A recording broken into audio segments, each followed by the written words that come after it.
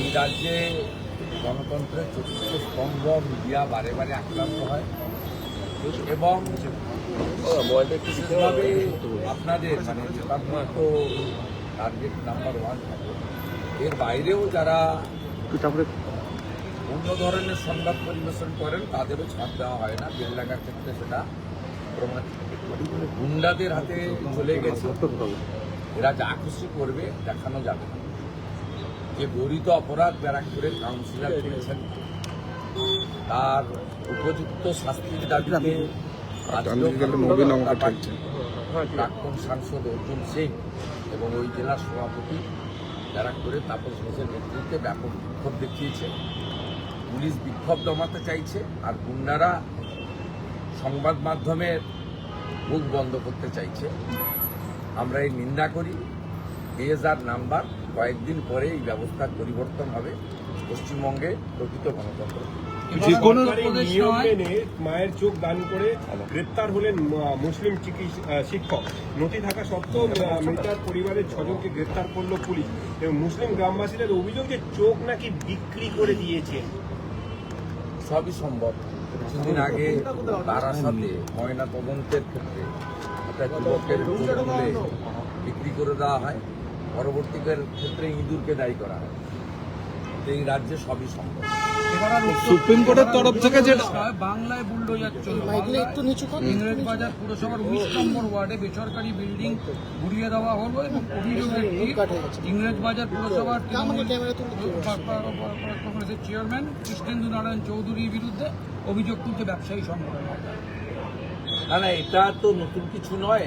যোগীজিকে দেখে যদি ভালো কাজ করতে চাই করুন। অবৈধ নির্মাণ, সেই নির্মাণ কি আছে না জেনে মালদা যিনি আমাদের বিরোধী দলনেতা আছেন কাউন্সিলর পুরসভা অমলান ভাদুরীর কাছ থেকে পুরো বিষয়টা জেনে আমি মন্তব্য করবো, না জেনে মন্তব্য করবো।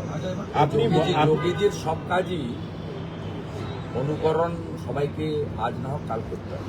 মাইক্রো অবজারভার নিয়ে সুপ্রিম কোর্টে যে অবজারভেশন রাজ্য করেছে এবং সেই জায়গা থেকে সুপ্রিম কোর্টে জানিয়ে দিল যে এসআইআর বন্ধ করা যাবে না। প্রয়োজন হলে আমরা নির্দেশ দেবো, কিন্তু কোনো প্রতিবন্ধকতাই সামনে আনা যাবে না এসআইআর এর ক্ষেত্রে। মুখ ঢেকে গেছে পুরো।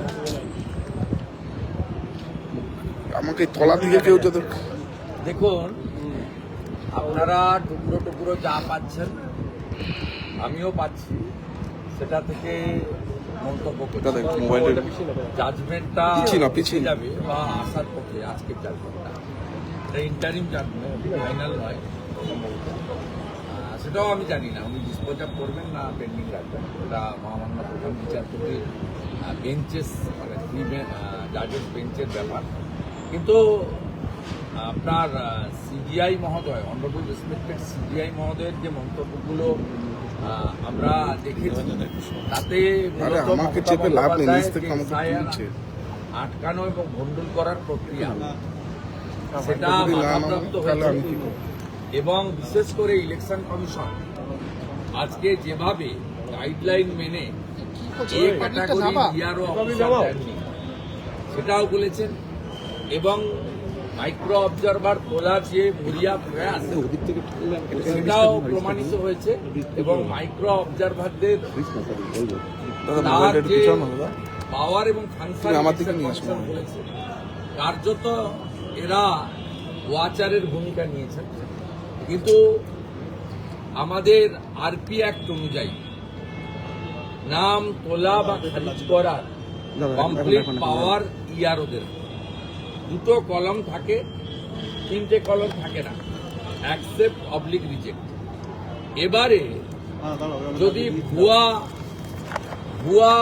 যেগুলো মানে সন্দেহজনক তাকে আপনি অ্যাকসেপ্ট করেন, সেক্ষেত্রে ইয়ারোদের বিরুদ্ধে আমরাও ফাইনাল ভোটার লিস্ট বেরোনোর পরে কোর্টে যেতে পারি অ্যাজ এ স্বীকৃত রাজনৈতিক দল এবং ভোটার হিসেবে আমাদেরও এভরি রাইট আছে।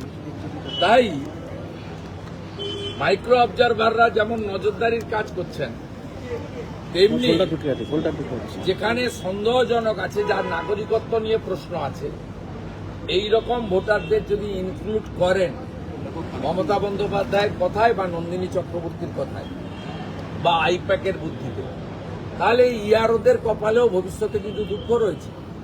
যে রাস্তাটা তৃণমূল কংগ্রেস এবং তার নেত্রী কলকাতাতে সুপ্রিম কোর্টে খুলে দিলেন, তার ফলে ফাইনাল ভোটার লিস্ট পরে সন্দেহজনক অবৈধ অনুপ্রবেশকারী, মূলত বাংলাদেশি মুসলিম এবং রোহিঙ্গা, এদের নাম যদি ভোটার তালিকায় থেকে যায়, 18 বছরের নিচে যদি কোনো লোকের নাম থেকে যায়, মৃত লোকের যদি নাম থেকে যায়, আমাকে ঠেলে তার ওপাশ দিয়ে- ফুল রেসপন্সিবিলিটি গোজ টু ইআরও। এবং আমাদের ক্ষেত্রে দুটি আরো অপশন রয়েছে। ইআরওরা যদি ভুয়া নাম রেখে দেয়, আমাদের কাছে যদি তথ্য থাকে, আমরা ডিইওর কাছে আপিল করতে পারবো, অর্থাৎ district electoral role registration officer মানে ডিএম, এবং ডিএম যদি আবার নবান্নর হস্তক্ষেপে আমাদের বক্তব্য না নেন, ভাইট করে, আমরা কিন্তু ফাইনালি সিওর কাছে আসতে পারবো, এবং সিও যদি রিজেক্ট করে তখন আমরা কোর্টেও যেতে পারবো। অতএব যে মূল উদ্দেশ্য নিয়ে মমতা বন্দ্যোপাধ্যায়ের অভিযান, নাটক, ড্রামা, এক শ্রেণীর সংবাদ মাধ্যমে বলা ইতিহাস তৈরি করলেন, সে কি ইতিহাস লোক দেখলো। উনি চেষ্টা করেছেন এসআইআর বন্ধ করতে, উনি চেষ্টা করেছেন 2024 লোকসভা ভোটে যে ত্রুটিযুক্ত ভোটার তালিকা, তাকে সামনে রেখে নির্বাচনে যেতে। সেই উদ্দেশ্য তার এখন সফল হয়নি বলে আমার মনে হয়েছে, এবং এটাই হওয়া উচিত। আজকেও রাজ্যের সওয়াল আধার কার্ড নিয়ে, আধার কার্ডকে কেন রাখতে? নতুন কয়লা মামলায় বুদ্ধপুর থানার ওসি মনোরঞ্জন মণ্ডলকে আজকে আবার তলব করেছে ইডি, এবং আজই তাকে দেখা করতে বলা হয়েছে, এবং একই সঙ্গে লালা ঘনিষ্ঠ কয়লা মাফিয়া চিন্ময় মণ্ডলকেও তলব করা হয়েছে। আটকে দেওয়া উচিত। টাকা কোথায় পাঠাতো জানা দরকার, কোন সিপির কাছে, কোন আইজির কাছে, কোন এডিজির কাছে, কোন লোকের কাছে টাকাগুলো পাঠাতো। মনোরঞ্জন তো একা খায়নি, 25 রেখে 75 পাঠিয়েছে, ওরা কলকাতাতেই পাঠিয়েছে। সেটা কোথায় পাঠিয়েছে জানা দরকার, বাংলা জানতে চায়। হুমায়ুন কবির দাবি করছেন যে তৃণমূলের নেতারা তার সঙ্গে যোগাযোগ রাখছেন, 14টা সিটে আসন সমঝোতা করতে চেয়েছিল, মানে একজন নেতাকে সাসপেন্ড করা হলো, আবার তার সঙ্গে যোগাযোগ। তৃণমূলের উত্তর দিতে পারবে, আর হুমায়ুন কবির এই বিষয়ে বলতে পারবে, আমি বলতে পারবো না। তবে আমি এটা বলি, ওবিসি সংরক্ষণ, এ বির জটিলতা, ওয়াকফ অ্যামেন্ডমেন্ট বিল ইত্যাদি সব মিলিয়ে একটা বড় অংশের মুসলিমরা মমতা ব্যানার্জির উপর ক্ষুব্ধ ছিল। সেই ক্ষুব্ধ মুসলিমরা যাতে অন্য কোথাও না চলে যায়, সেই জন্যই হুমায়ুন কবিরদের দিয়ে এই ফাঁদটা, এই নাটকটা তৃণমূলই করিয়েছে। আজকে এটা আমরা বারে বারে বলেছি, আজও বলি। এবং প্রচুর গরিব মুসলিম, পরিযায়ী শ্রমিক হিসেবে রাজ্য থেকে যে মুসলিমরা বাইরে আছে, তারা সকলেই এই রাজ্যে আমি মনে করি পরিবর্তনের পক্ষে। আজকেও আধার কার্ড নিয়ে রাজ্য সওয়াল করলো সুপ্রিম কোর্টে। আধার কার্ড নিয়ে এত রাজ্যের মাথা ব্যথা কেন? মান্যতা দেওয়ার জন্য? বাংলাদেশি মুসলিম অনুপ্রবেশকারীদের, জামাতিদের রক্ষা করার জন্য, হরিহরপাড়ায় হাজেরি মাদ্রাসা বানানো 7 শেখদের, জঙ্গিদেরকে রক্ষা করার জন্য, ক্যানিং এর জাভেদ মুন্সি, কাশ্মীর এসটিএফ, আরডিএক্স নিয়ে এখানে ছিল, 2 কিলোমিটার দূর থেকে রিমোটে গাড়ি উড়াতে পারে। এয়ারপোর্টের ওই গেট থেকে, আপনার কার্যত ট্যাক্সালের গেট থেকে ও বোতাম টিপে আপনাদের এখানে আমাদের সবাইকে উড়িয়ে দিতে পারে। সেই লোক এখান থেকে অ্যারেস্ট হয়েছে।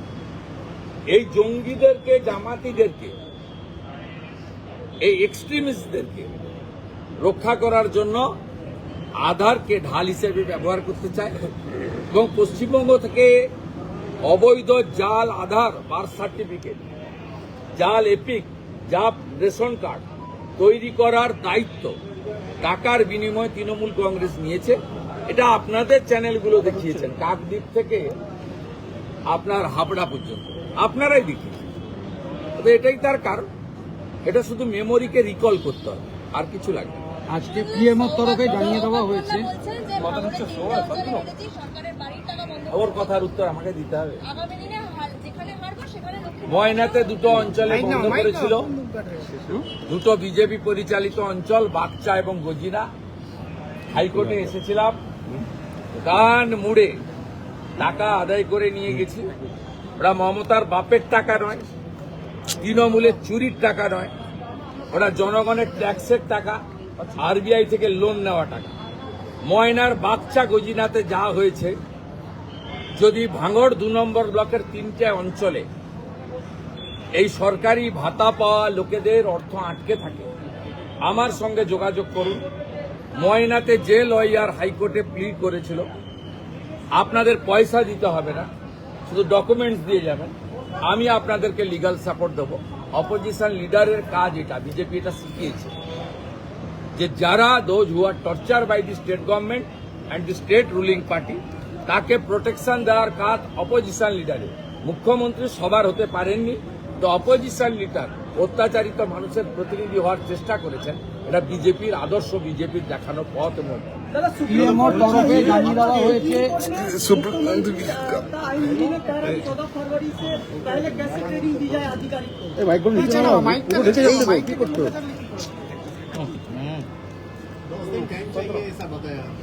একটু মাইকটা নিচে নামাবে, মুখ ঢেকে গেছে পুরো।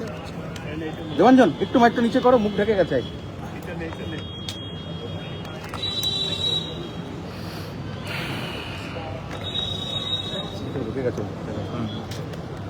देखिए, आने दीजिए, हड़बड़ी का कोई बात नहीं है। पहले क्यों नहीं दिया? ईसीआई ने जो ए ग्रेड ऑफिसर है, आईएएस और डब्ल्यूबीसीएस 294 ईआरओ मांगा था, पूरा देश में हुआ।